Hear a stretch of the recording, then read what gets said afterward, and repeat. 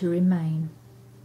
We've already covered what citizenship means, and we've looked at family rights. So what we're going to look at today is what happens when a worker has been in a member state for a certain period of time and now wishes to remain in that member state. We're going to go through the legislation, and we're also going to occasionally mention some cases. That won't be any surprise to you whatsoever. We'll start off by looking at Article 45, paragraph 3d of the TFEU. This provides the right to remain after retirement or incapacity, and it applies to members of the family even if a worker dies, and to whom Article 7, paragraph 2 of Regulation 492/2011 continues to apply.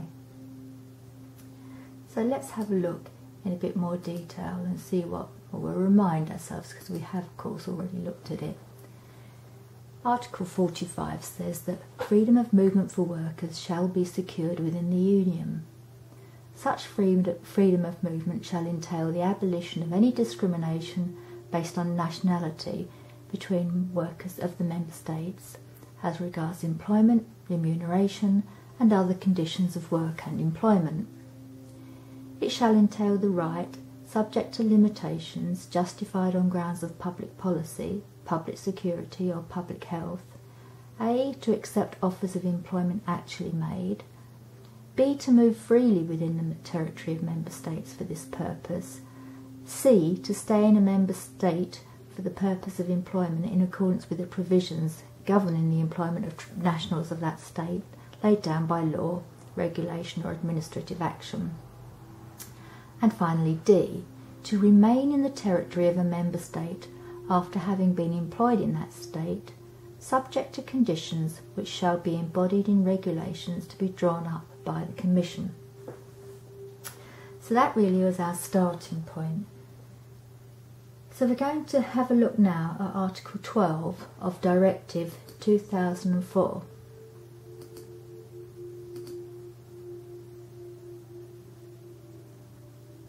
No, we're not. We're going to look at Article 7 and paragraph 2 of Regulation 492 of 2011, which of course we had just mentioned already. This talks about employment and equality of treatment.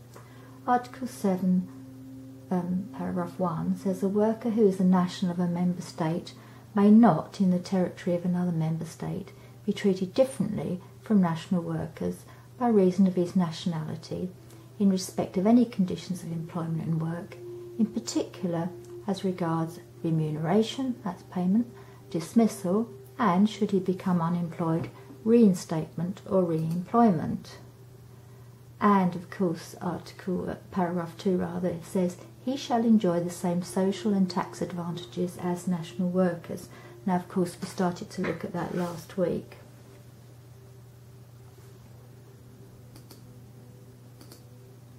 So Article 12 of Directive 2004/38 provides that Union citizens' death or departure from the host member state will not affect the rights of residents of his or her family members.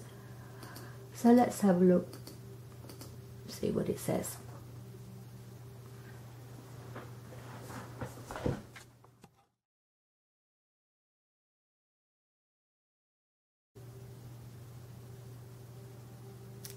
So, Article 12, Directive 2004/38. This is all about retention of the right of residence by family members in the event of death or departure of the Union citizen. It kind of makes it sound as though if you depart it's as bad as death, but I'm sure it isn't. First paragraph. Without prejudice to the second subparagraph, the Union citizen's death or departure from the host member state shall not affect the right of residence of his or her family members who are nationals of a member state. Before acquiring the right of permanent residence, the persons concerned must meet the conditions laid down in points A, B, C or D of Article 7.1. Without prejudice to the second subparagraph, the Union citizen's death shall not entail loss of the right of residence of his or her family members who are not nationals of a member state and who have been residing in the host member state as family members for at least 1 year before the Union citizen's death. So we need then to just recap on what Article 7.1 of Directive 2004/38 is. This is the right of residence for more than 3 months. All Union citizens shall have the right of residence on the territory of another member state for a period of longer than 3 months if they A. are workers or self-employed persons in the host member state, or B. have sufficient resources for themselves and their family members not to become a burden on the social assistance system of the host member state during their period of residence, and have comprehensive sickness insurance cover in the host member state, or C. are enrolled at a private or public establishment accredited or financed by the host member state on the basis of its legislation or administrative practice for the principal purpose of following a course of study. This includes vocational training, and again they have to have comprehensive sickness insurance in the host member state and assure the relevant national authority by means of a declaration or by such equivalent means as they may choose that they have sufficient resources for themselves and their family members not to become a burden on the social assistance system during their period of residence. Or they can be family members accompanying or joining a Union citizen who satisfies the conditions referred to in points A, B, or C. The right of residence provided for in paragraph 1 shall extend to family members who are not nationals of a member state, accompanying or joining the Union citizen in the host member state, provided that such Union citizen satisfies the conditions referred to in paragraph 1, A, B or C. So let's go back, because we just stopped to have a look at that, to Article 12, Directive 2004/38. Before acquiring the right of permanent residence, the right of residence of the persons concerned shall remain subject to the requirement that they are able to show that they are workers or self-employed persons, or that they have sufficient resources for themselves and their family members not to become a burden on the social assistance system of the host member state during their period of residence, and have comprehensive sickness insurance cover in the host member state, or that they are members of the family already constituted in the host member state of a person satisfying this requirement. Sufficient resources shall be defined in Article 8, paragraph 4. That's my italics there.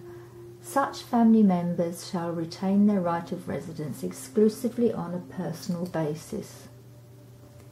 The Union citizen's departure from the host member state, or his or her death, shall not entail loss of the right of residence of his or her children, or of the parent who has actual custody of the child, irrespective of nationality, if the children reside in the host member state and are enrolled at an educational establishment for the purpose of studying there until the completion of their studies.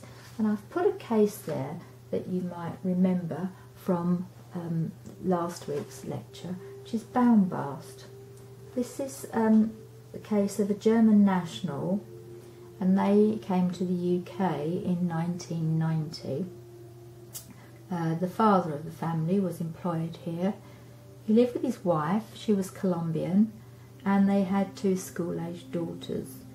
The younger daughter had dual German and Colombian nationality, but the elder daughter was his wife's daughter but not his, and she only had Colombian nationality. Now, over the next 3 years, between 1993, Mr. Baumbast was either working, or he was for somebody else, or he was self-employed. But in 1993, because of economic circumstances, he was forced really to take work outside the EU, first of all in China and then in Southern Africa. In 1995, his wife applied for indefinite leave to remain in the UK for herself and her daughters. This was refused, and she then subsequently appealed. The ECJ said Article 21, paragraph 1 was directly effective, and Mrs. Baumbast therefore did have the right to residence in the UK, despite the fact that her husband was no longer working here or self-employed here. So that's a case that is kind of an all fours there with what we're looking at.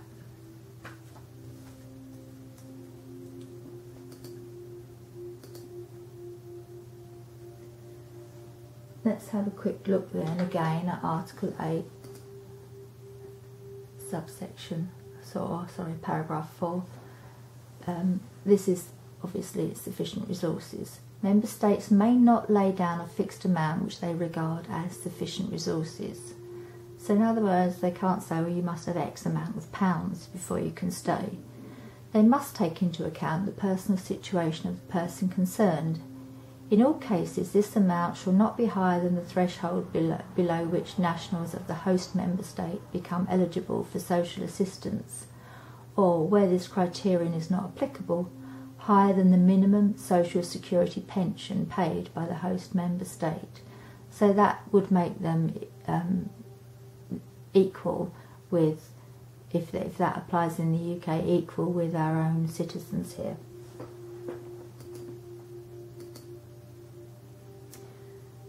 Now, Article 13 of Directive 2004/38 is looking at the situation when people divorce or terminate a registered partnership.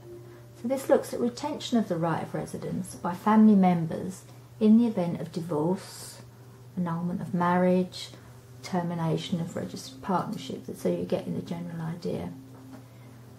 Now, without prejudice to the second subparagraph, divorce or annulment of the union citizen's marriage or termination of a registered partnership which doesn't affect the right of residence of his or her family members who are nationals of a member state.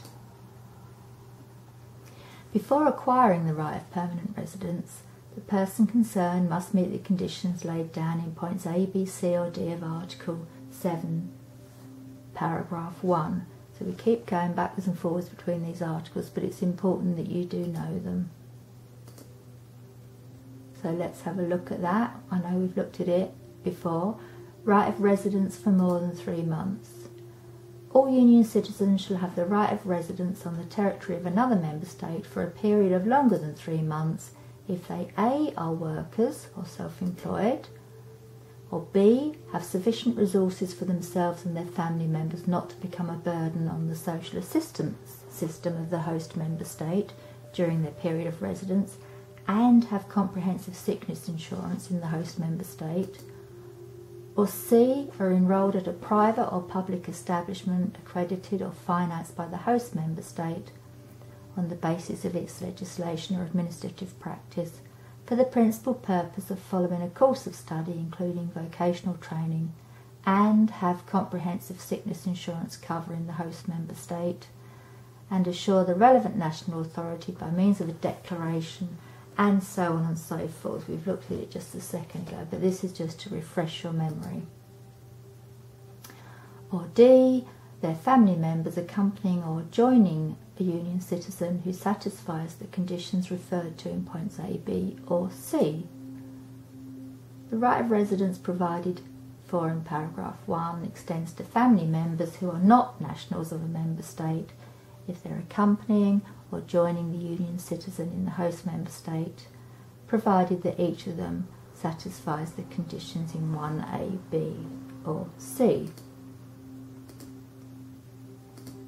So returning back to Article 13 then, and we're on to paragraph 2, without prejudice to the second subparagraph, divorce, annulment of marriage or termination of the registered partnership referred to in point 2b of Article 2 shall not entail loss of the right of residence of a union citizen's family members who are not nationals of a member state where, prior to the initiation of the divorce or annul proceedings or termination of the registered partnership referred to in point 2b of Article 2, the marriage or registered partnership has lasted at least 3 years, including 1 year in the host member state, or by agreement between the spouses or the partners referred to in point 2b of Article 2, or by court order, the spouse or partner who is not a national of a member state has custody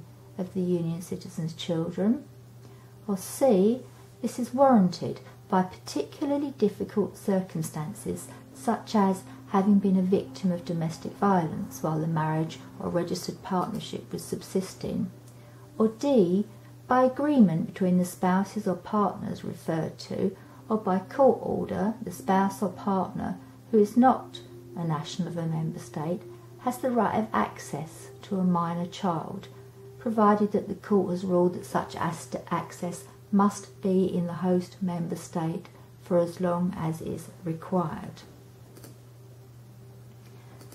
And of course Article 2.2b tells you what family member means, which is what we did last week.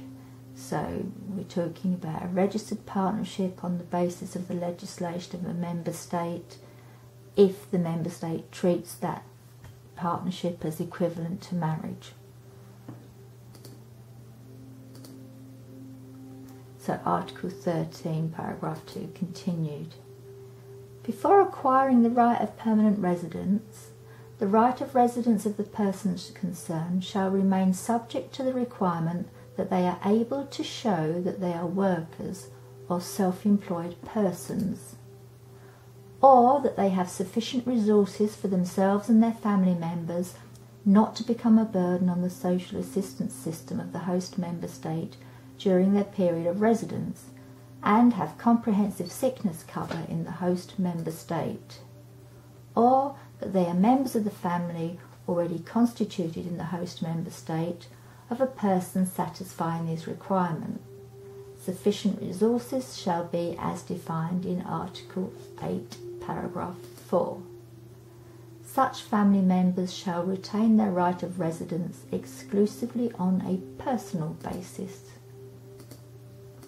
Let's remind ourselves that what sufficient resources is that the member state has to take into account the personal situation of the person concerned, and that the amount shouldn't be higher than the threshold below which nationals can claim benefits.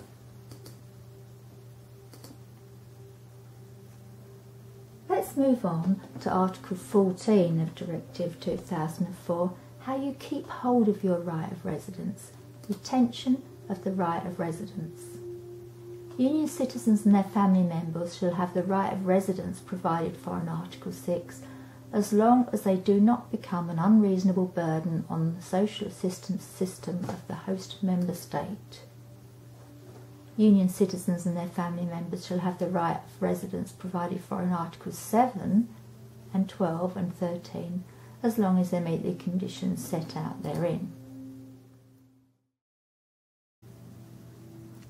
In specific cases where there is a reasonable doubt as to whether a union citizen or his or her family members satisfies the conditions set out in Articles 7, 12 and 13, member states may verify if these conditions are fulfilled. This verification shall not be carried out systematically.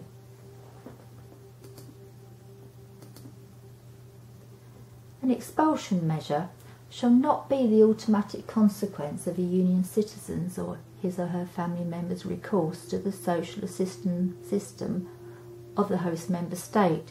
In other words, just because the worker or the ex-worker, if he's now unemployed, or his family tries to claim benefits, deporting them should not be an automatic consequence.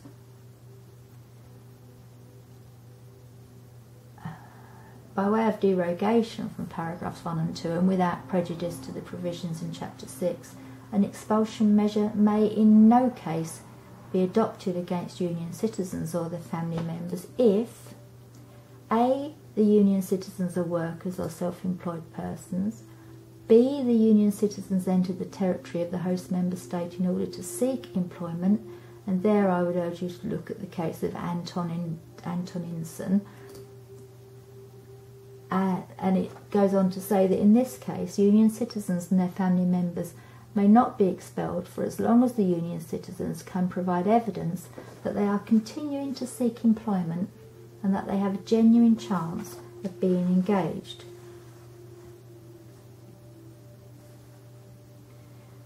A quick look then at Antonisson, in case you haven't yet read it.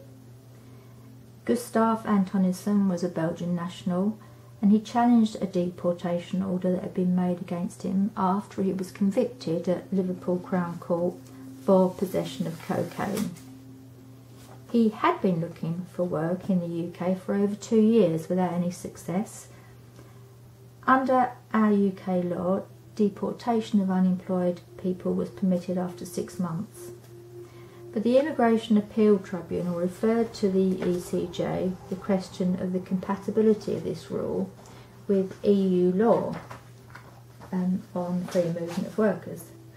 The court heard that work seekers were protected by EU law, but not indefinitely. The ECJ added that the 6-month time limit was not insufficient to enable work seekers to appraise themselves of the work situation, and therefore didn't jeopardise the effectiveness of the principles of free movement. However, that time limit could be extended if the person concerned was still actively work seeking.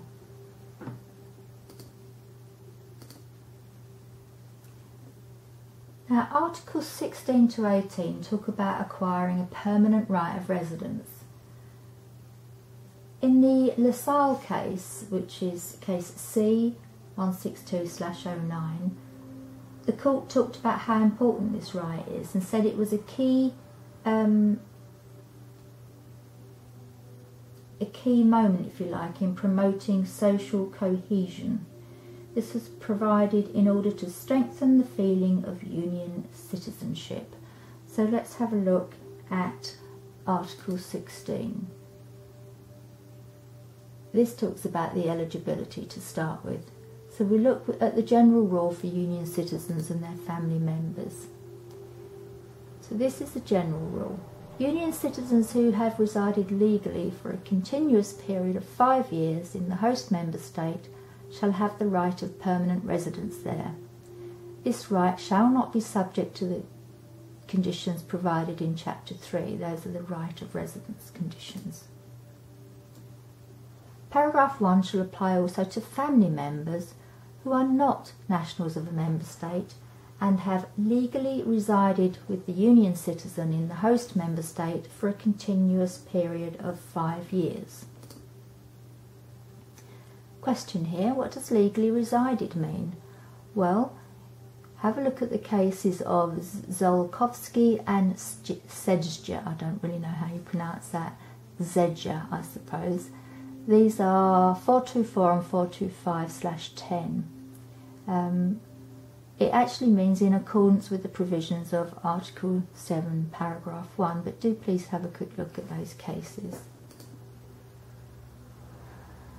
Continuity of residence shall not be affected by temporary absences not exceeding a total of 6 months a year, or by absences of a longer duration for compulsory military service, or by one absence of a maximum of 12 consecutive months for important reasons such as pregnancy and childbirth, serious illness, study or vocational training, or a posting in another member state or a third country. Once acquired, the right of permanent residence shall be lost only through absence from the host member state for a period exceeding 2 consecutive years. Well, can I retire and stay here, please? So in order to answer that question, we need to look at Article 17, exemptions for persons no longer working in the host member state and their family members. So we start with paragraph 1. By way of derogation from Article 16, the right of permanent residence in the host member state shall be enjoyed before completion of a continuous period of 5 years of residence by workers or self-employed persons who, at the time they stop working, have reached the age laid down by the law of that member state for entitlement to an old age pension, or workers who cease paid employment to take early retirement, provided that they've been working in that member state for at least the preceding 12 months and have resided there continuously for more than 3 years. If the law of the host member state does not grant the right to an old age pension to certain categories of self-employed persons, the age conditions shall be deemed to have been met once the person concerned has reached the age of 60. Workers are self-employed persons who have resided continuously in the host member state for more than 2 years and stop working there as a result of permanent incapacity to work. They can stay as well. But it has to be if such incapacity is the result of an accident at work or an occupational disease, entitling the person concerned to a benefit payable in full or in part by an institution in the host member state. No condition shall be imposed as to length of residence in this particular case. Or C, workers or self-employed persons who, after 3 years of continuous employment and residence in the host member state, working in employed or self-employed capacity in another member state, while retaining their place of residence in the host member state, to which they return as a rule each day or at least once a week. So we're talking here about people who, if you like, live on the border. They cross the border either daily or weekly. So perhaps, for example, live in Belgium but work in France. Live in Germany, work in Austria. You get the kind of thing. Perhaps live in England, work in France. Quickly hop over the channel every day. So that's what that covers. Frontier workers, you might call them. For the purposes of entitlement to the rights referred to in points A and B, periods of employment spent in the member state in which the person concerned is working shall be regarded as having been spent in the host member state. Periods of involuntary unemployment duly recorded by the relevant employment office, periods not worked for reasons not of the person's own making, and absences from work or cessation of work due to illness or accident shall be regarded as periods of employment. The conditions as to the length of residence and employment laid down in point A of paragraph 1 and the conditions as to length of residence laid down in point B of paragraph 1 shall not apply if the worker's or self-employed person's spouse or partner, as referred to in point 2b of Article 2, is a national of the host member state or has lost the nationality of that member state by marriage to that worker or self-employed person. Continuing Article 7.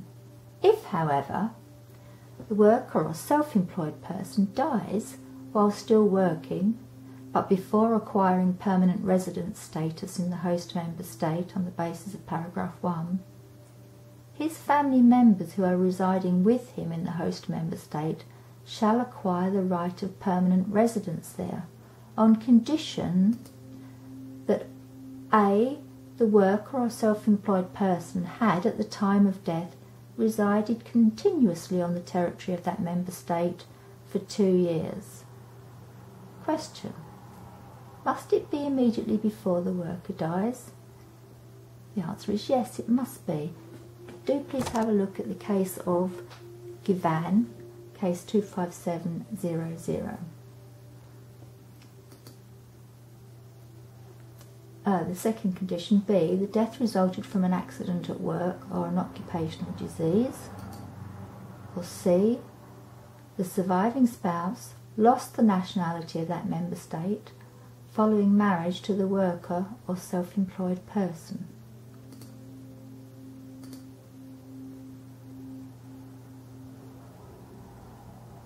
And last but not least, Article 18. Acquisition of the right of permanent residence by certain family members who are not nationals of a member state.